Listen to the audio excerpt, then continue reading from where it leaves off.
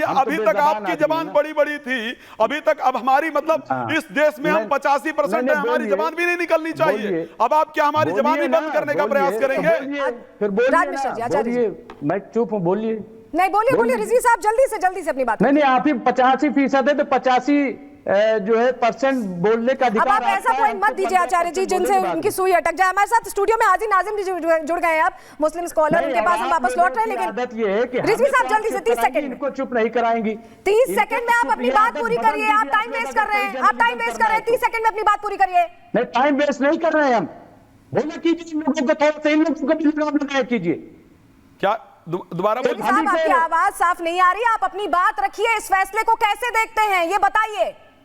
मैं ये कह रहा हूँ कि ये फैसला ठीक नहीं है, आप बताइए। क्यों नहीं ठीक नहीं है फैसला? नहीं, क्यों ठीक नहीं है? नहीं ठीक ये फैसला, मैं कह रहा हूँ नहीं ठीक, बस हम कह रहे हैं ठीक नहीं, बताइए लिया जाएगा तो उन्होंने कहा। आचार्य जी बात रख लेने दीजिए, हम जान रहे हैं ना।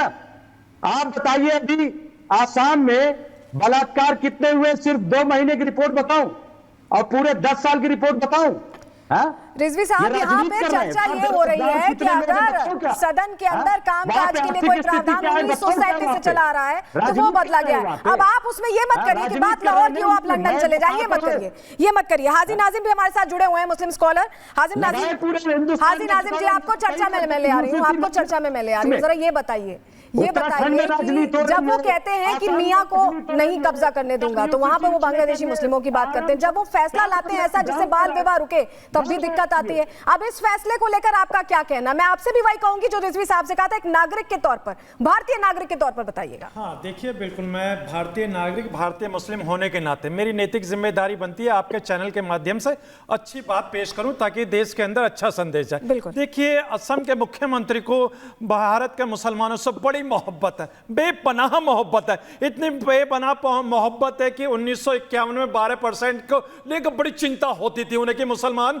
1951 में 12% थे और आज 2024 में 40% हो रहे। इतनी मोहब्बत है। और अपने ट्वीट में क्या करते हैं, अगर हरी सब्जी अगर महंगी हो जाती है, मैंने कहा हरी सब्जी, तो वो क्या कहते हैं, ये एक मुस्लिम समाज की वजह से हरी सब्जियां महंगी हो गई।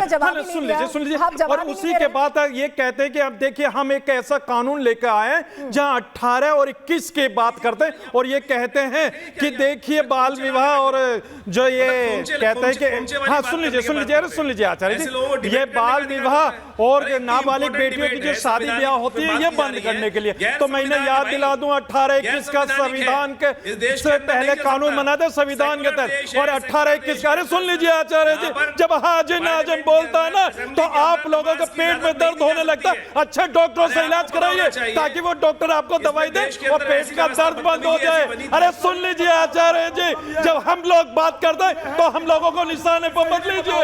अरे चलती बंदी के दहाने और क्या कर रहा होता है, लोगों को मालूम है पेट हमारे पेट में नहीं, इलाज हमारे पेट के लिए आपको दिमाग की जरूरत है। हाजी नाजिम, बस ये बताइए मुझे कि अगर 15 मिनट लगते हैं, एक मिनट लौट रहे हैं, 15 मिनट लगते हैं ना जुमे की नमाज में, पहले ये बताइए। हाँ देखिए, लगते हैं ना 15 मिनट? आपकी इच्छा हो तो आप पढ़ सकते हैं जाके, कोई रोक तो नहीं रहा। और अगर कामकाज हो रहा है 2 घंटे, देखिए जनता का पैसा लगता है, जनता की आवाज है वहां पर बोलने का काम, अगर वो समय मिल रहा है, समय का सदुपयोग हो रहा है, आप 15 मिनट ले जाइए, कोई रोक थोड़ी रहा है। हाँ सुन लीजिए, अब मुझे आप 30 सेकंड देना। आप 30 सेकंड, लेकिन इसी पे बात, हाँ इसी पे बात करूंगा। अभी आपने कहा 15 मिनट में नमाज, ठीक है, हम लोग तो 15 मिनट में नमाज अदा कर लेते हैं। और रही बात यह कि जो अभी आपने देखा होगा कावड़ यात्रा जो निकली थी आपके उत्तर, हाँ नहीं सुन लीजिए, क्योंकि आचार्य जी ने भी बात करी थी कि ये नाम बताने में दिक्कत आती है, तो मैं बताता हूं इन्हें। जब कावड़ यात्रा निकली थी, सड़क पर यातायात हुए थे, सारी पब्लिक परेशान थी, लेकिन किसी ने मुसलमान ने आके ये नहीं कहा कि हम लोगों को परेशानी, क्योंकि हम लोग जानते हैं हमारे हिंदू भाइयों की आस्था है। अरे सुन लीजिए, और हमने सरकार के गाइडलाइन का पालन भी किया था, हमने सरकार के गाइडलाइन का पालन किया था और ये बताया था कि हम खड़े होकर रोड आचार्य जी, मुझे लगता है, मुझे लगता है कि क्या कहा था, आप लोगों ने कहा था कि हमें बताने की जरूरत नहीं है। हाजी नाजिम जी, अब आपने पूछ लिया, आप सुन लीजिए। आचार्य विक्रमादित्य जी, बात कुछ हो रही है, बात कहीं जा रही है, बोलिए, आप बोलना चाह रहे थे। जी देखिए इनको केवल घुमाना आता है, कहाँ की बात हो रही, कहीं का रोड़ा कहीं का पत्थर जोड़ जाड़ के बात कर जाते हैं। अरे भैया पार्लियामेंट चलती है, असेंबली चलती है, उसके अंदर खर्चा कितना होता है आपको पता है? एक मिनट का कितना खर्चा होता है? टैक्स में से बैठा हुआ एक भी आदमी नहीं देता है आपको। आप बल्कि ज्यादा बोल रहे हैं। प्रॉब्लम यह है जितना संविधान के अधिकार ज्यादा बोल रहे हैं।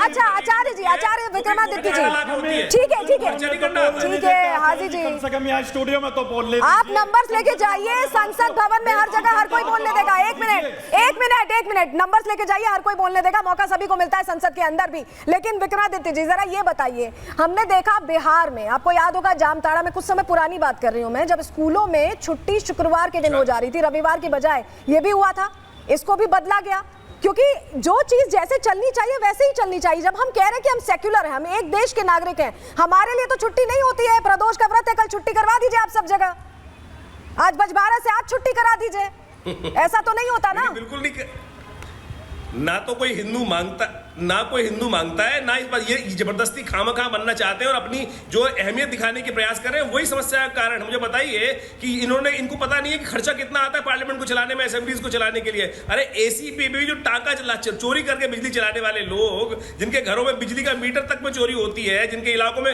घुसने तक के बिजली के मीटर, उनको खर्चा समझ में नहीं आएगा ना। नहीं, ये बात नहीं विक्रमादित्य जी, ऐसी बात नहीं, बात वो जो ठीक हो, ठीक है। कितने लोग देते हैं, ये सत्य भाई, ये सत्य। रिजवी जी जवाब देना चाह रहे हैं, रिजवी जी। हम ये कह रहे हैं कि ये काम फोकस कर रहे हैं, टैक्स आधे भी नहीं देते हैं। ये क्या अगर इन्होंने केवल इस देश का निधि खानी है, मतलब हर जगह हक लेना है, हर जगह आरक्षण लेने की बात कर लेते हैं, जाति वोट लेते हैं कि हमें भी तो आरक्षण, हमें भी तो आरक्षण। अरे हक है तो भैया इस देश की प्रोडक्टिविटी में साथ दो, इसकी देश की प्रोडक्टिविटी। आप क्यों जानना चाहते हो भाई साहब?